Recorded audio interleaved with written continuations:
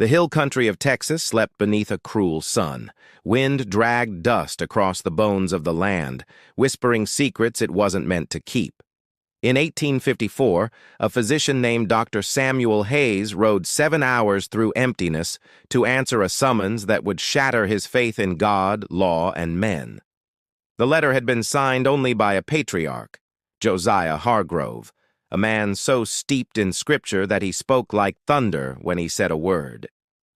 When Hayes reached the limestone house at the end of the trail, every window was shuttered, every sound swallowed. Inside waited 7 men, pale, silent, hollow-eyed, as if life itself had been drained from them. Josiah stood among them, his hand resting on a Bible that looked older than the house itself. "You've come to witness God's design, Doctor," he said. "Don't mistake what's sacred for what's wrong." Hayes didn't understand then. He would, soon enough. And what he'd uncover in that house would bury itself in Texas soil for generations. If this opening made your chest tighten, stay.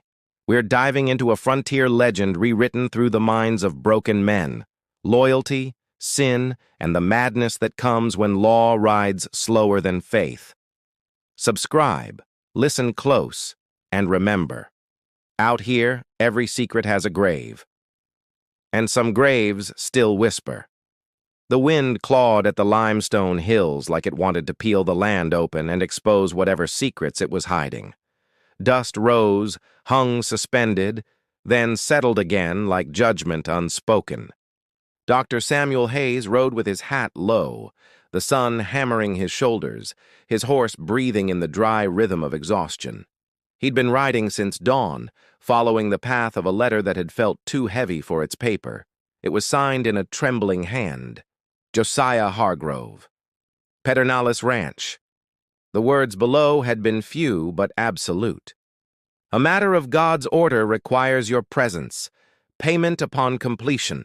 Hayes was a man of science, 42 years of age, but faith still clung to him like dust.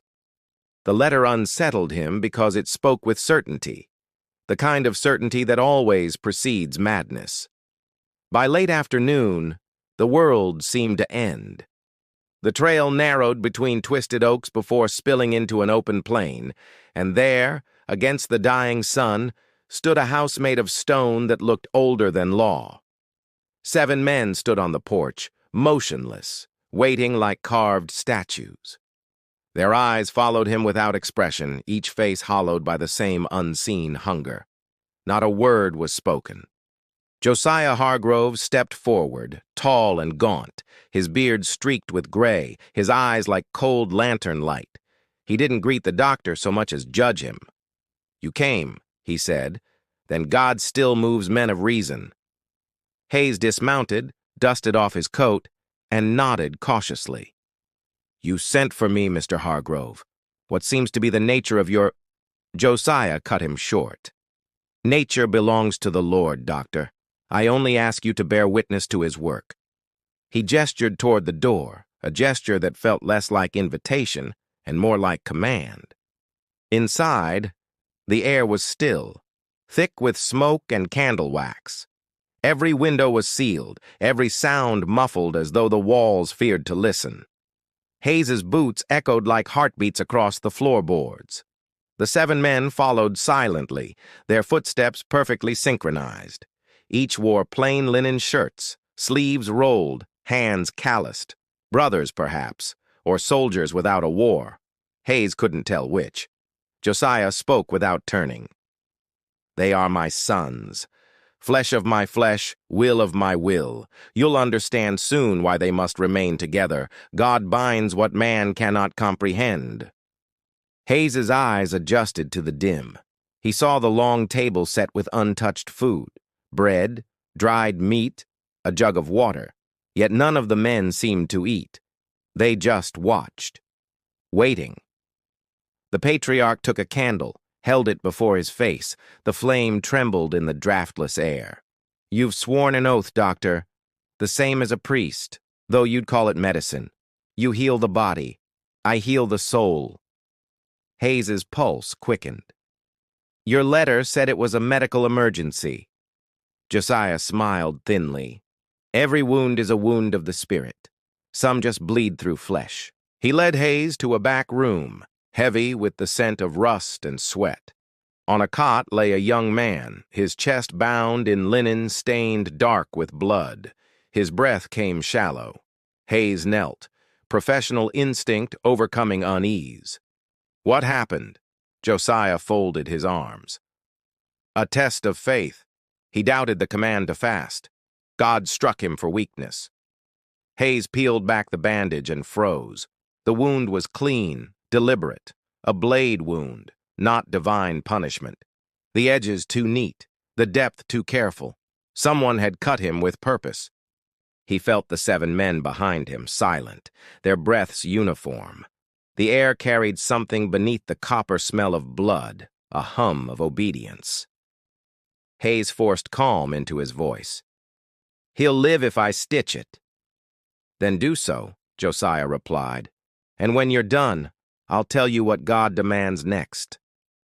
The doctor worked under the flicker of candlelight. The wounded man never made a sound. Not a groan, not a twitch. Only when the needle touched skin did a tear slip from his eye. Hayes noticed the scars on his forearms. Old burns, circular, patterned. Ritual marks. He stitched quickly, knowing questions would be unwelcome. When he finished, Josiah placed a hand on the man's head. Pain is proof of faith, he murmured. Doubt breeds rot. You'll remember that, won't you, Eli? The injured man nodded faintly.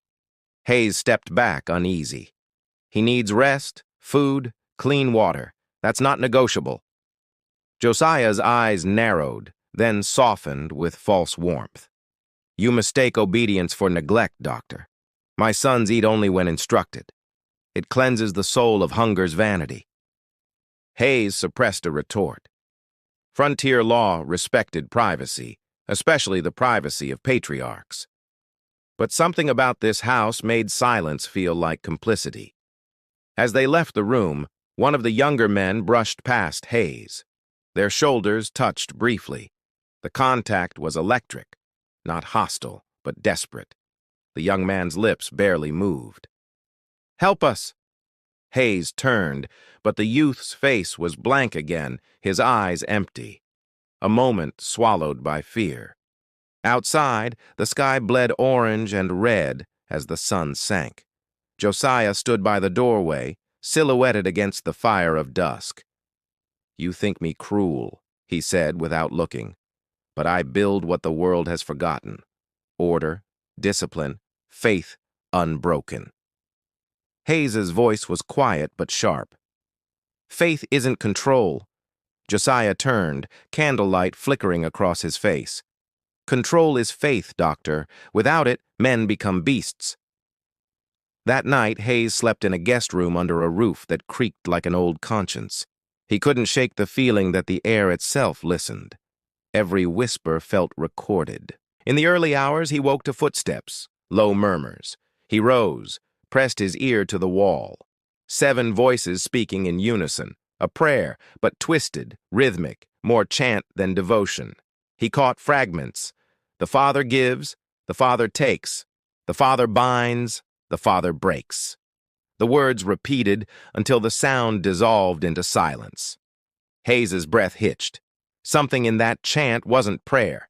It was control made sacred. He wrote in his journal by candlelight. These men are not free. They obey him beyond reason. What binds them is not faith, but fear disguised as righteousness. At dawn, Josiah appeared at his door, eyes wild with sleepless energy. You'll remain another day. God has more for you to witness. Hayes met his gaze.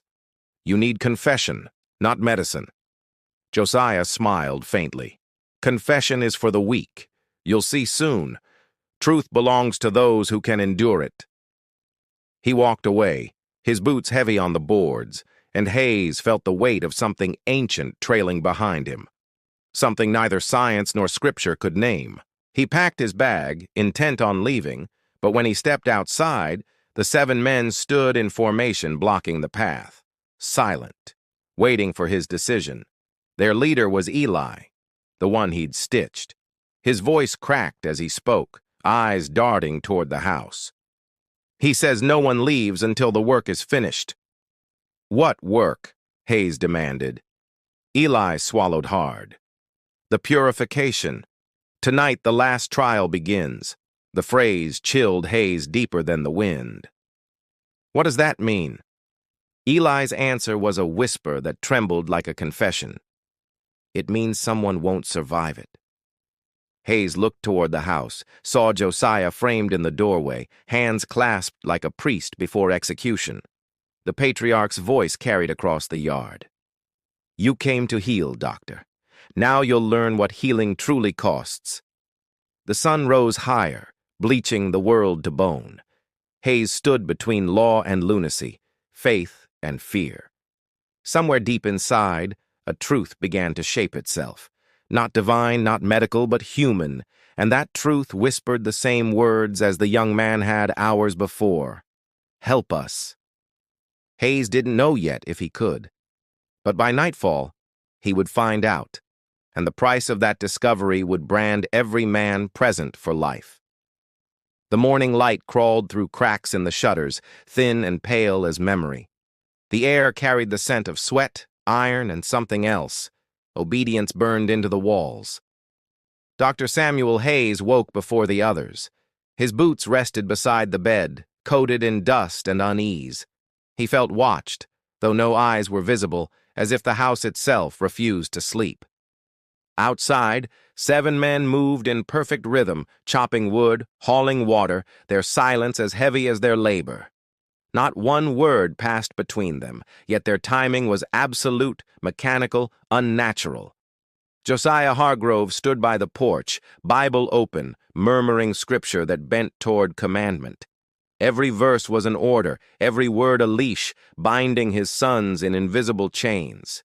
Hayes stepped outside, nodding in greeting, but no one acknowledged him. Their faces were blank, drained of self, their movements too precise to belong to men raised in freedom. Josiah finally turned. You've seen their devotion, Doctor. 7 men who gave their wills to God. You call it madness, but this is discipline reborn. Hayes's jaw tightened. Discipline isn't silence. It's the balance between obedience and reason. Josiah smiled thinly. Reason is the serpent, Doctor. It whispers doubt into holy ears. I've silenced the serpent here. One of the younger men stumbled, dropping an axe. Josiah's gaze sliced through him. The man froze, trembling. Hayes stepped forward instinctively, but Josiah raised a hand. No interference, he said. Every mistake is a sin confessed through punishment. His tone was calm, even loving, and that made it worse. The young man lifted his shirt, exposing old welts. Without being told, he knelt, hands clasped, whispering a prayer. The others watched without blinking. Josiah tore a branch from the woodpile, stripped it bare, and struck once across the man's back. No scream, only a shudder and a quiet exhale, relief disguised as faith. Hayes turned away, bile rising. You call this mercy? I call it correction, Josiah replied. Pain reminds us that we belong to something larger than the flesh. Hayes stared at the line of men, identical, obedient, emptied. He realized they weren't 7 brothers. They were 7 reflections of one man's will, fragments of Josiah carved into living shapes. That night, Hayes sat by the dying hearth, reading his journal entries aloud to the darkness. They fear him, yet love him. A contradiction too perfect to dismantle with logic. He paused, listening. The house responded with soft creaks, like breathing. Upstairs, footsteps moved in a circular pattern, pacing that never ended. He followed the sound, each step heavier than the last. The corridor smelled of candle wax and confinement. The air grew colder, tighter, as though space itself recoiled. At the end of the hall, a locked door. Hayes pressed his ear against it and heard murmurs, the same chant from the night before, 7 voices speaking as one. The Father binds. The Father breaks. The Father keeps the flame awake. Hayes backed away, heart pounding. He wanted to shout, to run, but curiosity was stronger than fear. Truth always was. He returned to his room and found a folded note on the floor, slid beneath the door. The handwriting was rigid, masculine, desperate. He isn't God, he just wants to be. Hayes looked toward the window, saw no movement outside. Whoever wrote it was still here, still under Josiah's rule. The message was a fracture in the wall of silence. At dawn, he confronted Eli, the wounded man. "You wrote the note." Eli's expression didn't change, but his voice cracked. "If you speak of it, he'll know. The house listens. The house remembers." "Then whisper," Hayes said. "Why do you stay?" Eli's eyes filled with something between fear and loyalty. "Because leaving means we have no purpose. Out there, we are nothing. In here, we are chosen." The words struck Hayes harder than the truth he expected. These weren't captives. They were believers, shackled by meaning. Josiah appeared behind them, silent as shadow. "Chosen indeed," he said softly. "And you, Doctor, have been chosen to witness the covenant." He led Hayes outside to the barn. Inside, candles lined the walls in perfect rows, wax dripping like pale blood. A circle of symbols had been drawn in ash on the dirt floor. "This is where faith is reforged," Josiah said, "where doubt burns away." The 7 men entered, heads bowed. Josiah handed each a small brand carved with scripture. Hayes watched, horrified, as they pressed the metal against their own forearms. The smell of seared flesh filled the air. None of them cried out. Not one sound escaped their lips. Josiah looked to Hayes, triumphant. "See? They transcend pain. They've conquered fear. What medicine can do that?" Hayes stepped forward, voice shaking. "You're not saving them. You're erasing them." Josiah's smile faltered for the first time. "You think I broke them, but no, Doctor. They broke themselves. I only gave them permission."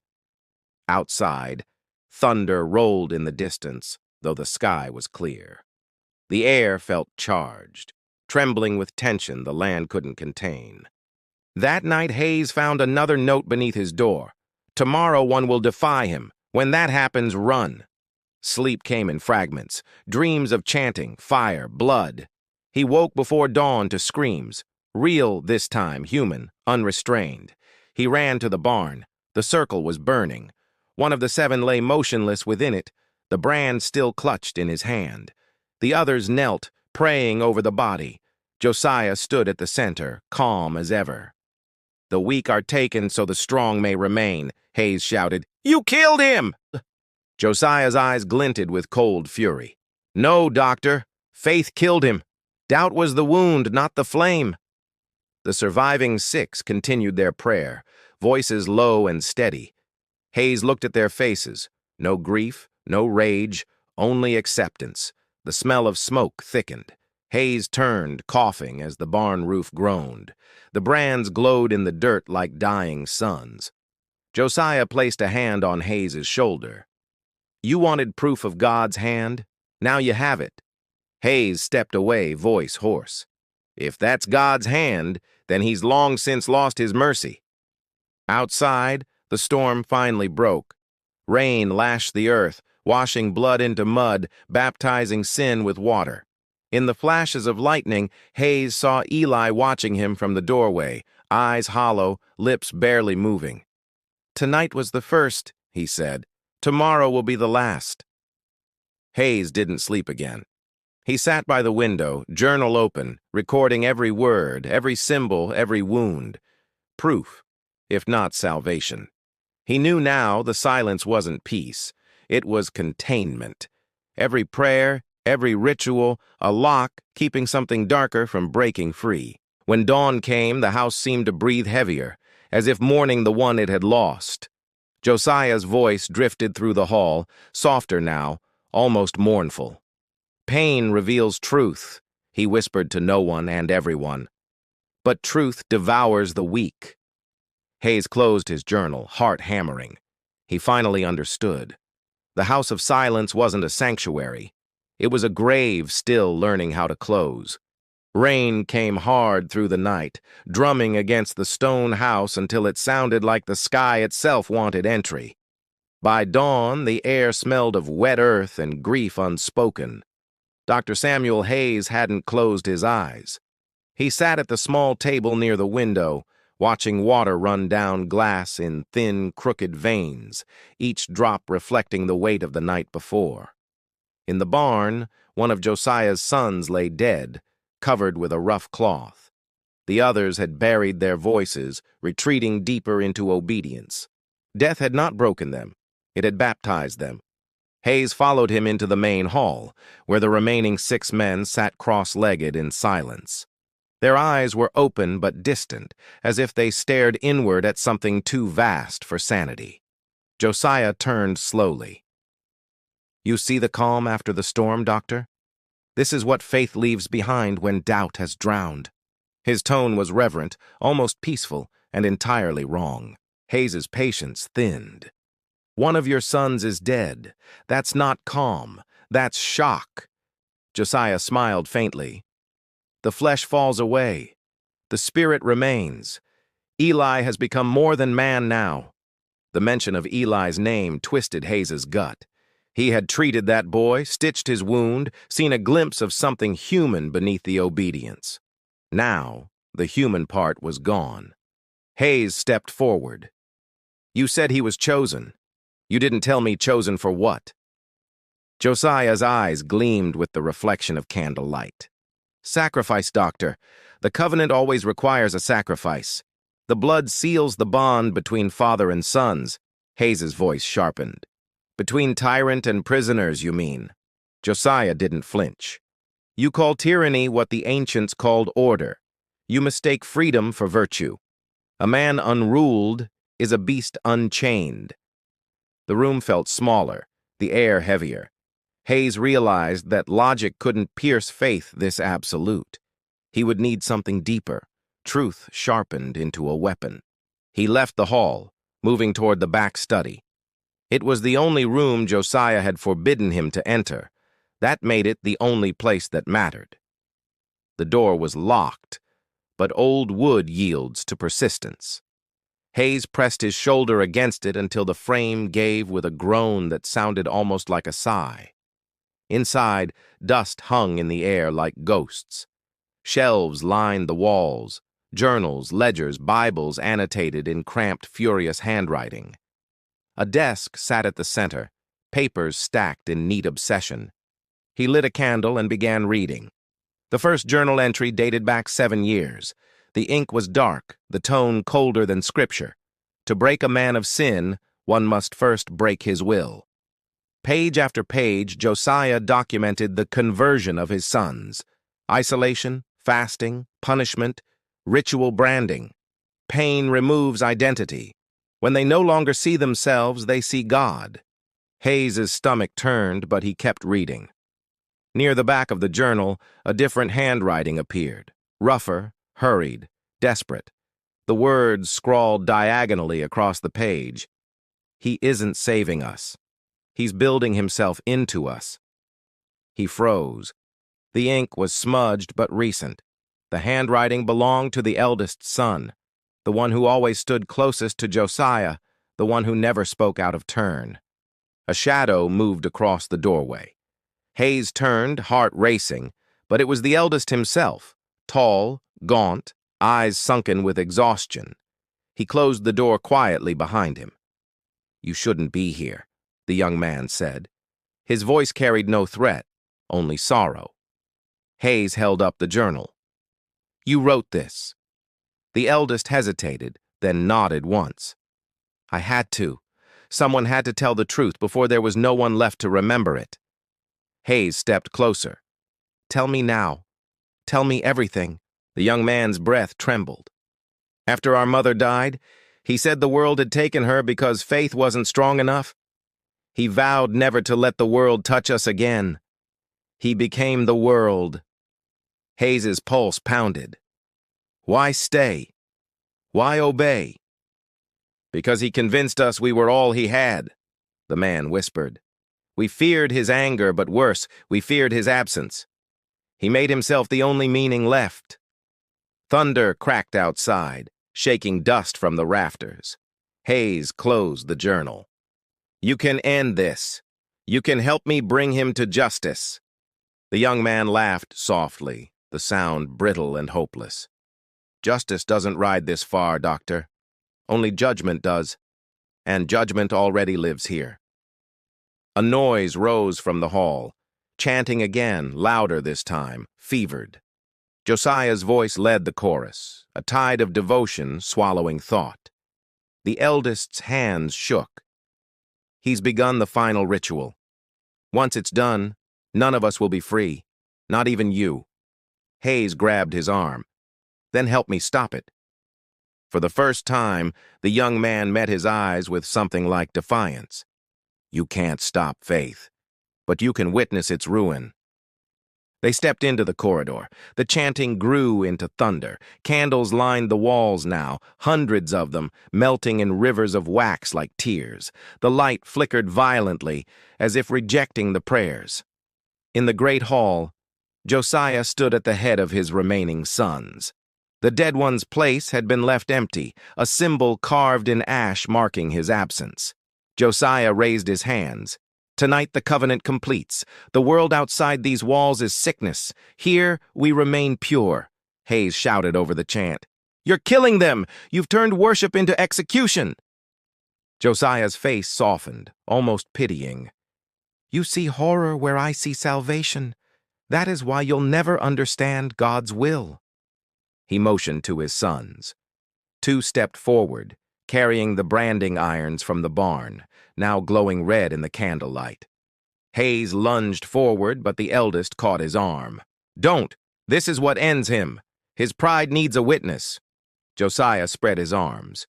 The Father binds, the Father breaks, the Father burns away doubt. The sons moved closer, but then something unexpected happened. The eldest stepped between them and their father. Enough, he said quietly. The word cut through the chant like a blade. Josiah froze. My son, you taught us that faith is surrender, the eldest said, voice shaking but steady. But surrender isn't blindness. You made yourself God because you couldn't face your own fear. Josiah's expression cracked, horror bleeding through authority. You blaspheme. No, the son whispered. I remember. He turned to the others. We are not his shadows. We are men. We bleed, we doubt, and that makes us real. The room fractured. The younger sons looked to Josiah, torn between worship and awakening. Josiah's hands trembled as he raised one of the brands. You'll burn for this, he hissed. The eldest didn't move. Then I burn as a man, not as your echo. He stepped forward, pressing his hand against the glowing metal. The smell of scorched flesh filled the hall, but he didn't scream. He smiled, not in joy, but in reclamation. Josiah dropped the brand, face twisting in disbelief. The chant died.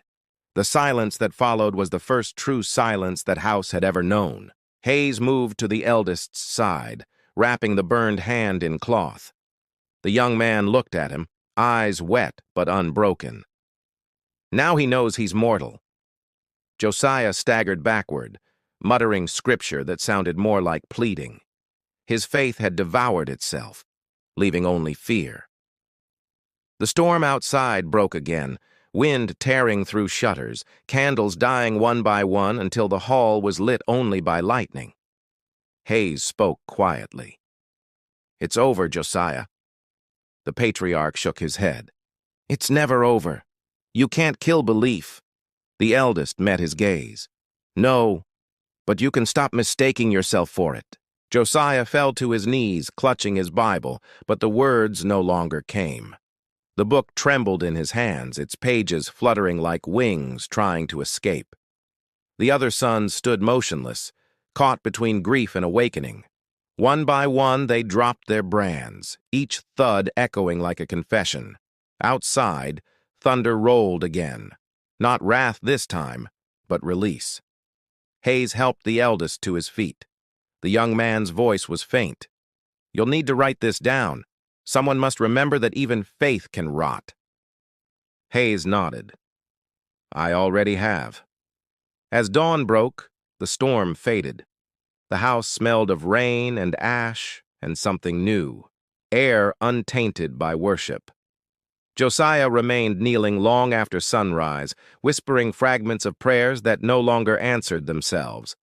The sun stood behind him, free but uncertain, men rebuilding from ruin. Hayes closed his journal and stepped outside. The hills were washed clean, but beneath the beauty lay memory, and memory never washed away. Morning bled across the Texas hills like a wound reopening. Smoke curled from the house's chimney, though no fire burned within. The storm had gone, leaving silence heavy as judgment. Dr. Samuel Hayes stood at the threshold, coat clinging damp to his shoulders.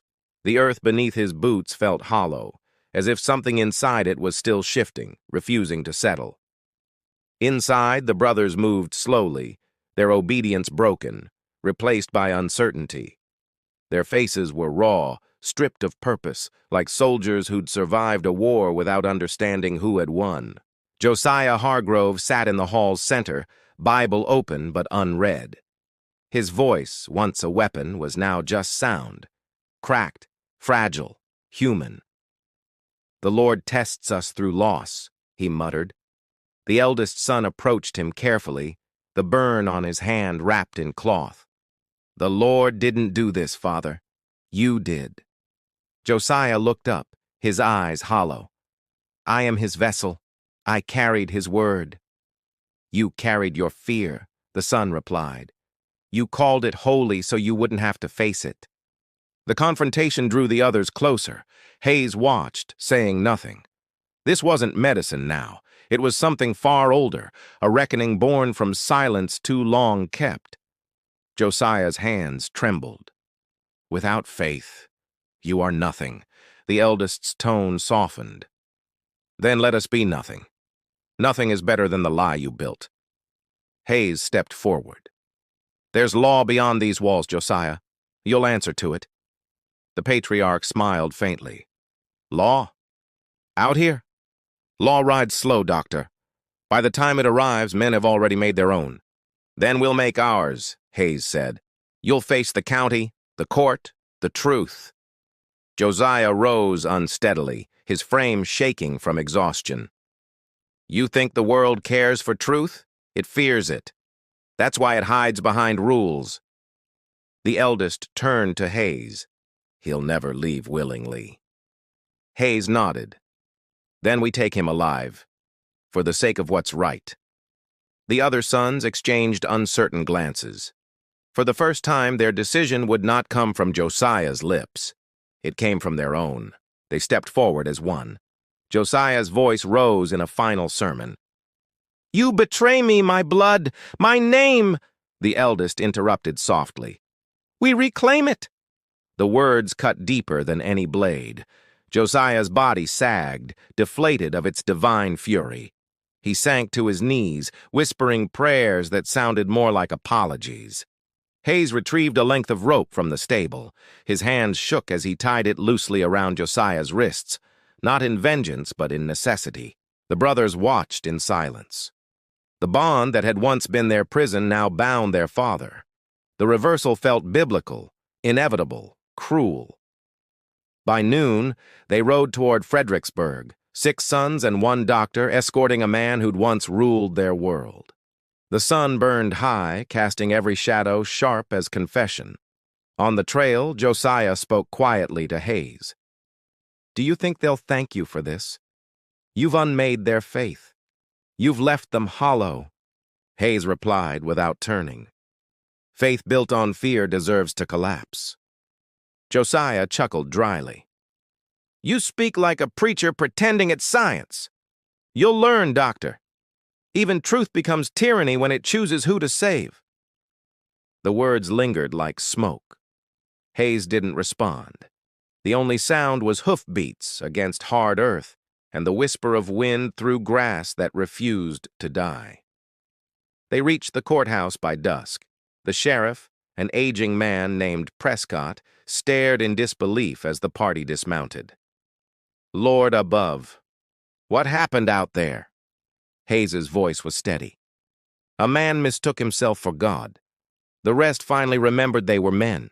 Prescott eyed Josiah, bound but calm. "You understand you'll stand trial?" Josiah nodded. "All men stand trial, Sheriff. Some before the law, others before eternity." Inside the courthouse, the candles flickered in the draft, casting light that trembled on every wall. The room smelled of paper, sweat, and moral fatigue.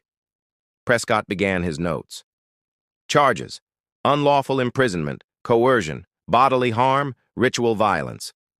His pen hesitated. "Faith exploitation," he added, though no such charge yet existed in law. The eldest son gave testimony, voice steady despite the tremor beneath each word. "He made us believe obedience was salvation. We forgot how to think. We forgot we were free." Josiah sat silent as his son spoke, eyes fixed on nothing. His hands trembled only when the youngest brother described Eli's death. That name cracked something deep inside him. When it was Hayes's turn, he read from his journal. Every detail. The rituals, the wounds, the silence. His voice broke once, but he didn't stop. The courtroom felt colder as he finished. Prescott looked at Josiah. "You have the right to speak in your defense." Josiah rose slowly, gaze sweeping the room. "There is no defense against misunderstanding. You see evil where I saw order. You see cruelty where I saw salvation. History will call me mad, but eternity will know my purpose." He turned toward his sons. "I made you strong," the eldest answered quietly. "You made us afraid." The verdict came swift, unanimous, unflinching. Guilty. The sentence: confinement for life, not for revenge, for containment, the same mercy he'd denied others. When it was over, the brothers stood outside the courthouse steps, looking toward the horizon. The sky burned gold, vast and empty, like a world reborn. The eldest spoke softly. "What happens to men who've lived too long in silence?" Hayes adjusted his hat. "They learn to listen again, slowly, painfully, but they learn." Weeks passed. The ranch was sold, the ashes of ritual buried beneath wild grass. The house that once breathed obedience fell quiet for good. In Fredericksburg, Hayes kept his journal close, never published, never read aloud. He wrote not to expose, but to remember. How easily faith can twist into a weapon when held too tight. Years later, when asked about Josiah Hargrove, he would simply say, "He was a man who mistook control for holiness, and we, the witnesses, mistook silence for peace." The surviving sons built separate lives, scattered across Texas plains. Some farmed, some preached, none spoke his name. But each bore the scar of a faith turned inward. On quiet nights, Hayes imagined the sound of their voices, not chanting now, but laughing, uncertain, alive. It was proof enough that the curse had broken. And yet, when wind howled across the hills, it still carried an echo, faint, haunting, male, a whisper that seemed to say, "The Father binds, the Father breaks." Hayes would close his window then, extinguish the lamp, and remind himself that faith and madness wear the same face until one learns to look away. The trial ended, but the questions remained. About power, about obedience, about the weight of belief when men forget to doubt. And somewhere in the stillness between storms, Texas slept again. Not forgiven, not redeemed, but aware that every man carries his own trial long after the verdict fades.